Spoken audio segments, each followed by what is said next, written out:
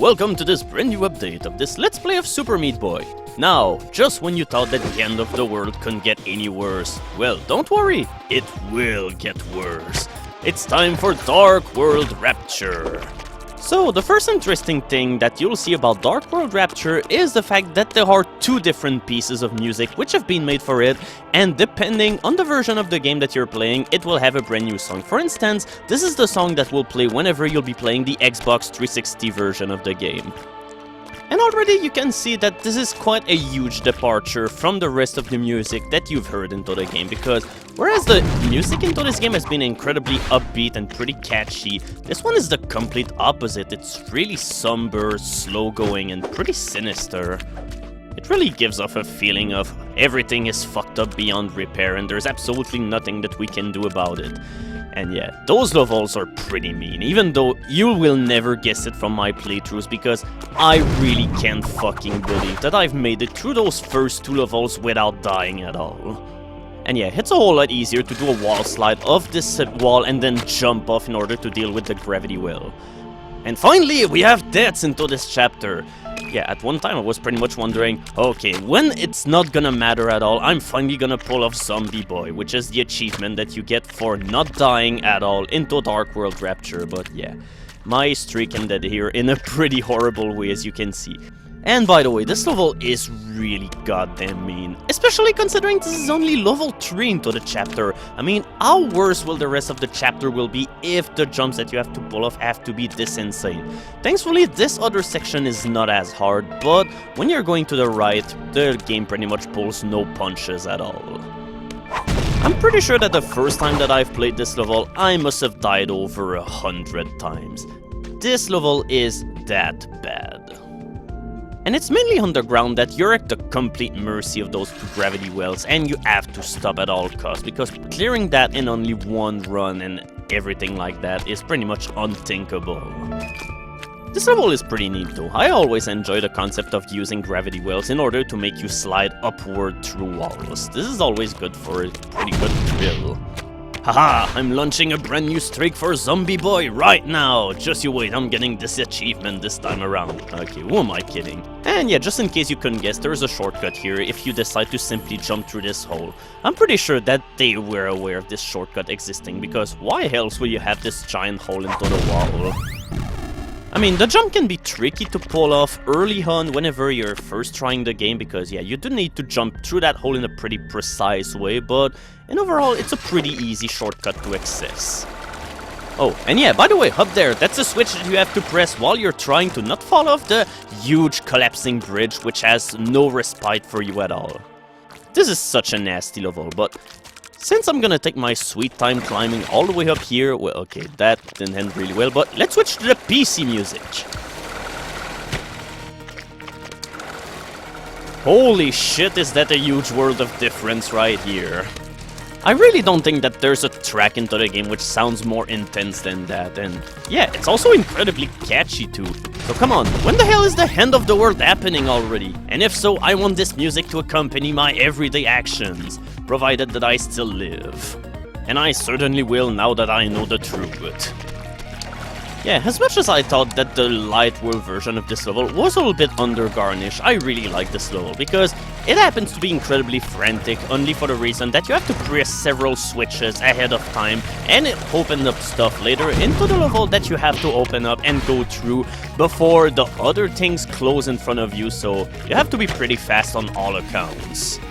This whole section of the game is all about going pretty fast. Case in point, yeah, you thought that catching a key off into the air into the light world was not hard enough? Well, how about making it so that the key starts falling while you're not in a suitable position to pick up the key at all?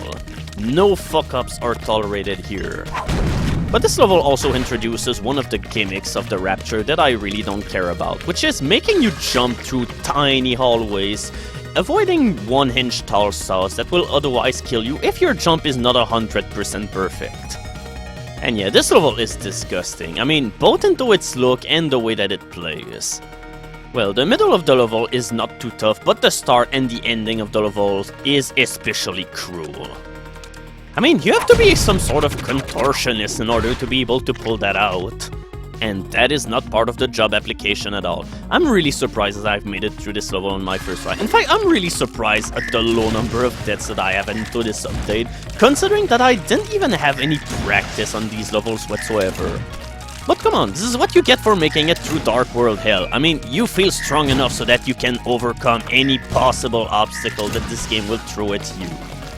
If you can beat Dark Hell, then you can beat the rest of the game.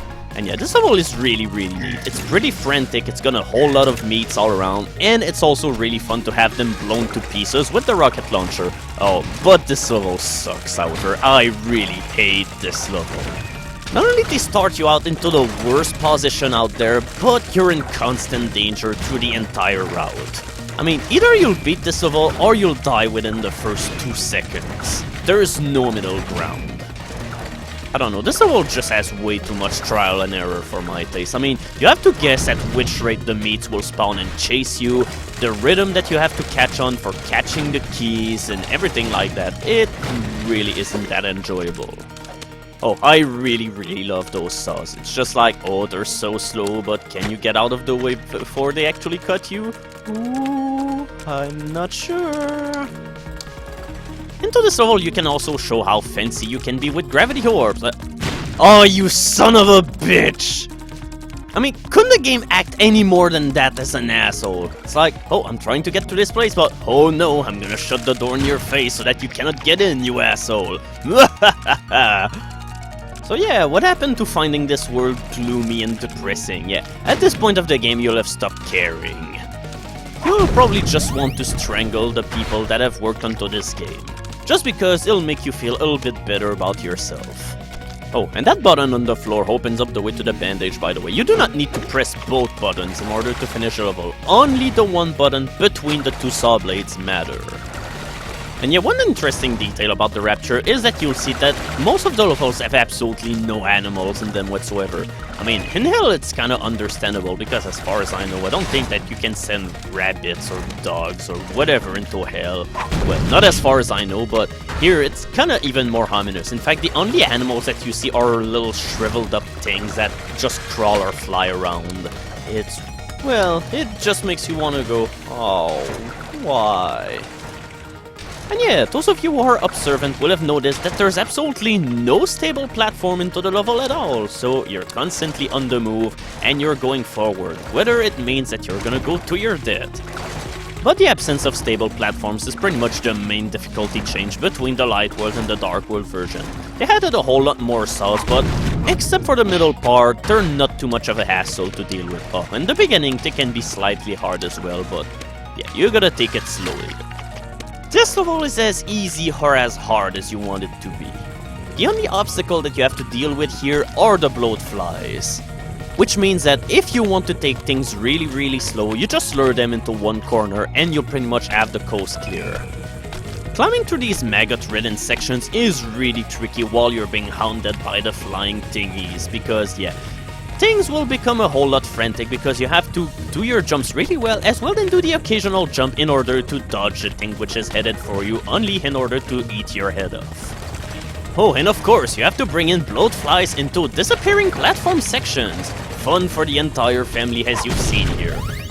But yeah, this level gives you the opportunity to take things slow because, as you've seen, the power time is ridiculously high. At 60 seconds, you're afforded to do a whole lot of mistakes, but if you don't want to deal with any obstacle, yeah, you can skip the entire level this way. As far as I know, you can use a shortcut like this into the Light World version of the level. At least you couldn't with Meat Boy. You could do it with many other characters, especially characters with double jumps, or with Naija, but yeah, I'm gonna stick with Meat Boy as much as possible. So yeah, let's decrease the time limit a whole lot by making the wall of maggots fly toward you at a much higher speed, but yeah, thankfully it seems as if most of the maggots have been put into such a way so that they're not as much of an hindrance, but this little choke point can be a real bastard, if only because there are times where the game oh, that was really bad, but yeah, there are times where the maggot at the ceiling of this little choke point, there are times where it'll fall onto the ground and it will obstruct the entire tunnel so that well, if it happens, there's absolutely nothing you can do. You will simply die because there are no ways to get around it. And this is especially infuriating if you're going for speed runs or, well, high-on man runs. There is nothing worse than playing this level, you're doing things really well, and then out of a sudden, you have absolutely no way of finishing the level without dying. For a long time, this has been for me the hardest level in the entire game. There are so many sections into this level which can completely ravage you. For instance, the one with the saw shooters. But yeah, this one is not too bad. As long as you rush headfirst, you won't have any problems. But this is probably the hardest jump to do into the entire game. Not only the jump is extremely narrow, but there's a gravity well to complicate things furthermore. And yeah, I've spoken about this into the previous video, as in there was a shortcut into the level that you can use, and yeah, rest assured, this shortcut still exists into this version of the level, and it's as defenseless and as unprotected as ever. So yeah, you might not finish the level the other fast way that you could, but yeah, at least one shortcut out of two is not a bad thing. This level has deployed a full arsenal of imaginative things in order to pretty much ruin your entire life.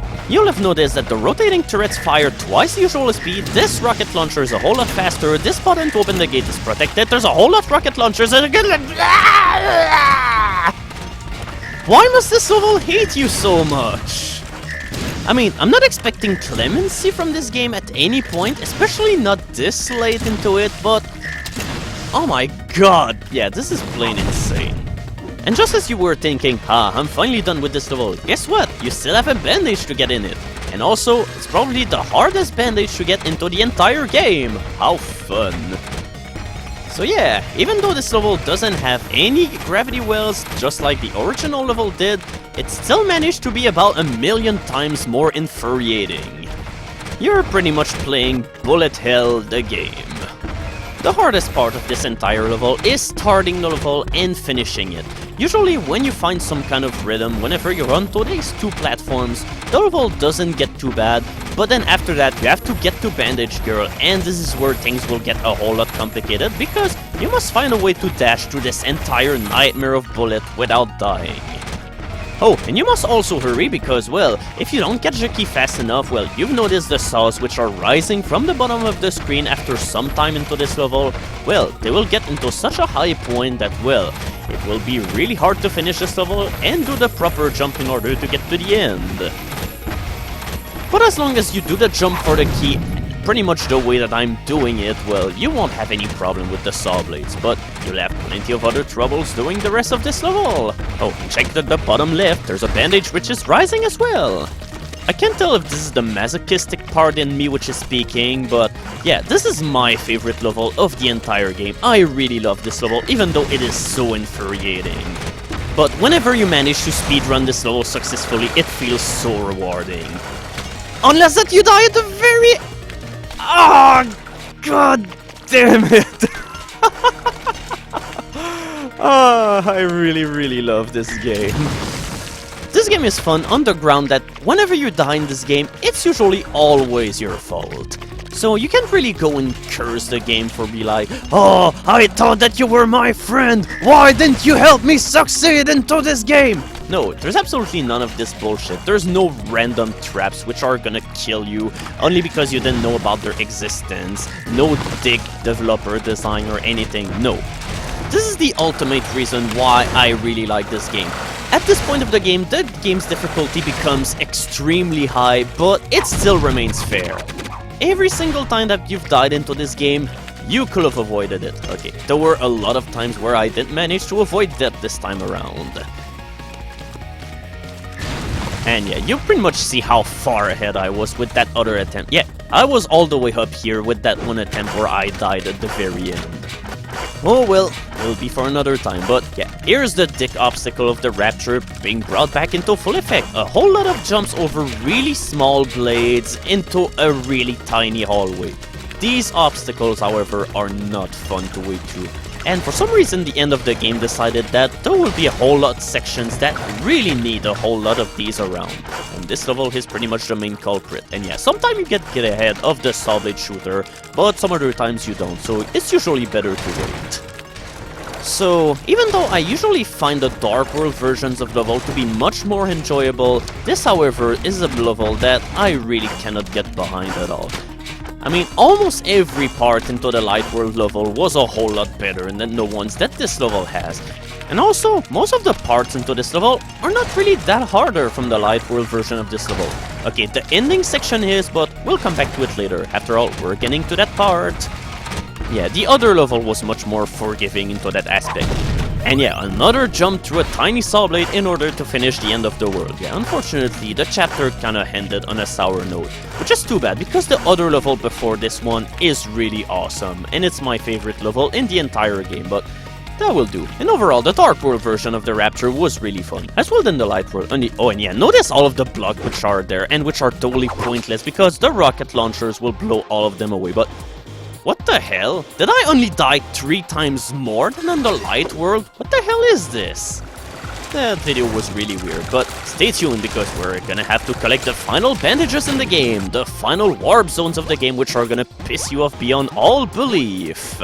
Also, Super Meat Boy meets I Wanna Be the Guy, and the results are not pretty. And the kid stumbles into a glitch world, which is intoxicating.